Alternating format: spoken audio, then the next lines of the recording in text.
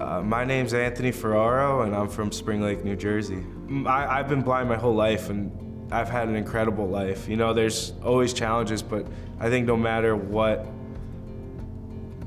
your situation is, you know, able-bodied or not, however you want to call it, everyone has a struggle that can't stop you from doing amazing things in your life, you know?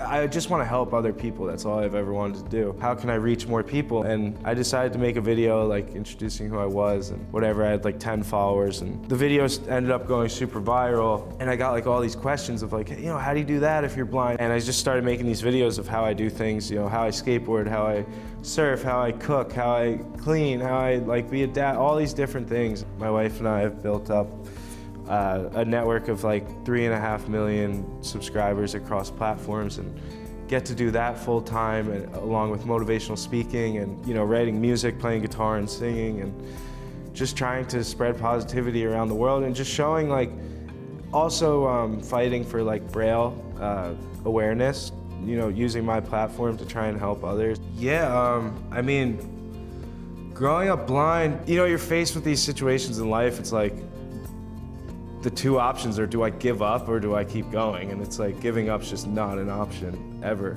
So you have to keep going. And I think it always, you know, it keeps getting dark and light again. And it's like the dark helps you enjoy those light moments. And the two things my parents were told when I was, you know, diagnosed, it was the most crucial advice ever. And I would pass this on to anyone, that, you know, their child gets diagnosed, is don't treat your kid any differently than you would your other kids. And second is, no matter what it takes, make sure he gets a Braille education and becomes literate and fluent in Braille. And those two things like changed my life. You know, like I said, I was never treated any differently, so I grew up skateboarding and surfing, and I used to ride bikes all the time until the day I started hitting parked cars, so I had to stop riding the bike. I like almost didn't believe I was blind. My mom, I would like run into people at the store, and my mom would like mouth to them, sorry, he's blind. And I'd turn around and be like, I'm not blind, you know, like freaking out. It's just this social anxiety. You're in 7th, 8th grade, you just want to fit in with everyone else naturally, and that's where everyone else is at. And you have this massive difference from everyone else that's noticeable.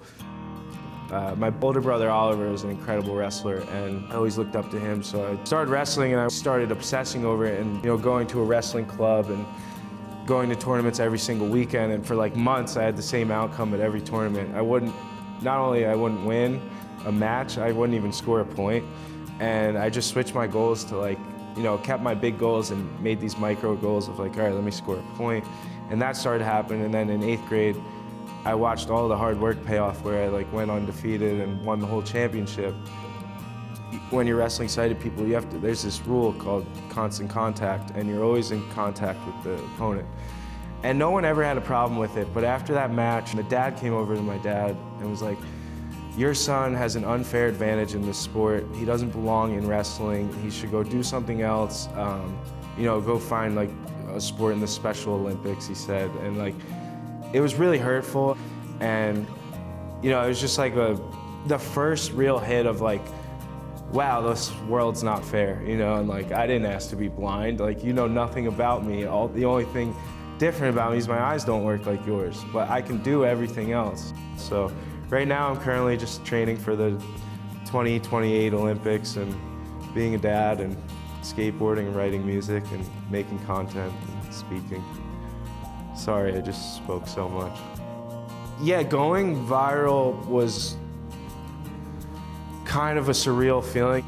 The thing I love about it is like, every time someone comes to meet me that, you know, is either a fan or they've watched the videos and stuff, it's always a positive.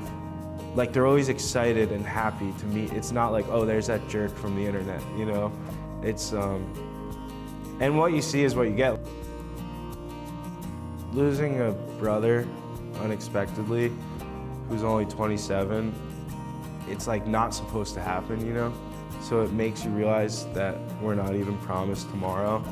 So it really makes you kind of hone in what's important in life. Like, to me, I think family is everything, especially coming from such a big family. My brother was like one of those people that, he was my inspiration, like he was my hero. I think losing him, I like felt this surge of like, I embodied his like hustle and like motivation.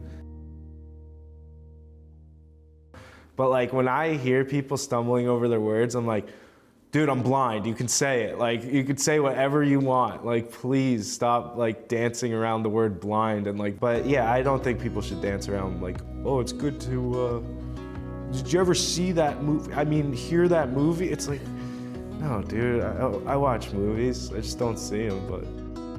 Yeah, my eye disease is Leber's congenital amaurosis, and it's LCA for short, and basically has something to do with like detached retinas, and it's a degenerative eye condition where when I was younger I had 20/400, and if I went back to that now, I would tell you I could see perfectly.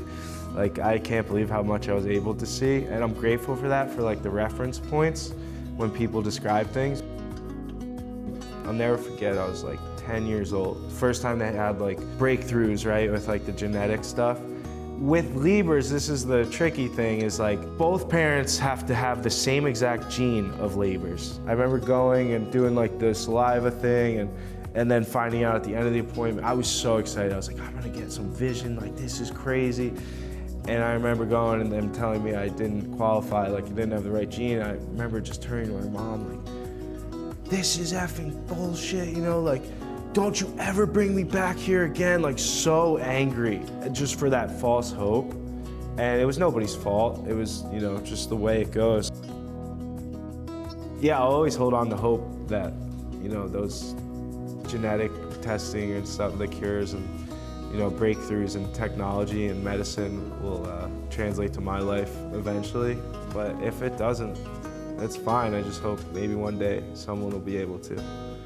And if they don't, it's still good, it's still all good. And I think that's what's like, that should tell you about blindness a little bit, is like, my life not changing other than I'd be able to see. Like, that should say something, you know? It's like my life doesn't suck because I'm blind. Life can suck because life can suck sometimes, but you can't blame things.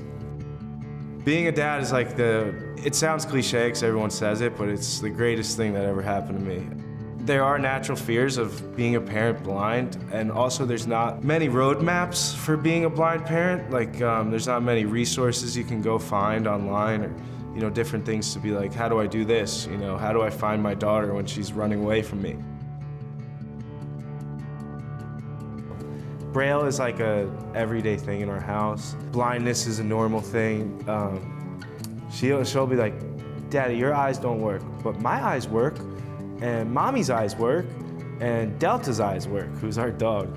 But she's grasping it, and it's just like a normal thing to her. I just got home from traveling in Tokyo to compete and train for judo. And the day after, I go to my friend's house, and his girlfriend's there, who's his wife now, and her sister's there. And I've never met her sister, and it just, you know, we fell in love really quickly. And then at our wedding, like, she surprised me and went to this like dress designer, and she got a custom-made like tactile wedding dress that was all like, there was embroidered flowers on it, and it was different materials, like there was like silk and lace, and it was just, you know, I was like, who are you? Like, this is the most amazing person. Well, but yeah, to answer your question, I think I'm probably always scared. Sometimes independence is knowing when to advocate for help. Yeah, dude, help me out.